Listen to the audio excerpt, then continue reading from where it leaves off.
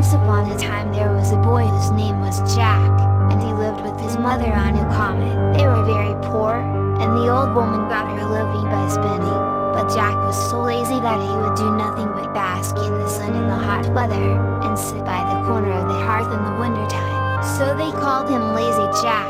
His mother could not get him to do anything for her, and at last told him, one Monday, that if he did not begin to work for his porridge she would turn him out to get as living as he could. This roused Jack, and he went out and hired himself for the next day to a neighboring farmer for a penny. But as he was coming home, never having had any money before, he lost it passing over a brook. "You stupid boy," said his mother, "you should have put it in your pocket." "I'll do so another time," replied Jack. On Wednesday, Jack went out again and hired himself to a cow keeper, who gave him a jar of milk for his day's work. Jack took the jar and put it into the large pocket of his jacket, spilling it all.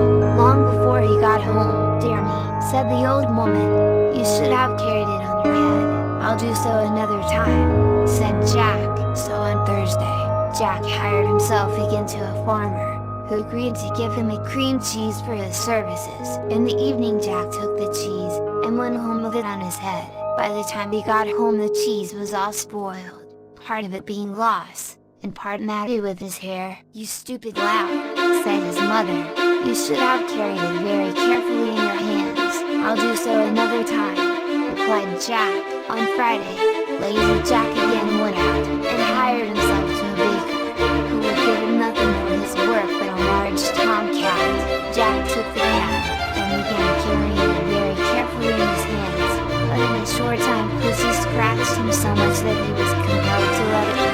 When he got home, his mother said to him, "You silly fellow, you should have tied it with a string, and dragged it along after you."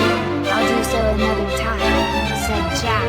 So on Saturday, Jack hired himself to a butcher, who rewarded him by the handsome present of a shoulder of mutton. Jack took the mutton, tied it to a string, and dragged it along after him, so that by the time he had got home the meat was completely spoiled. His mother was his time quite out of patience with him, for the next day was Sunday, and she was obliged to do with cabbage for her dinner. "You need a hammer," said she to her son. "You should have carried it on your shoulder." "I'll do so another time," replied Jack. On the next Monday, Lazy Jack went once more, and hired himself to a cattle keeper, who gave him a donkey for his trouble. Jack found it hard to hoist the donkey on his shoulders, but at last he did it, and began walking slowly home with his prize.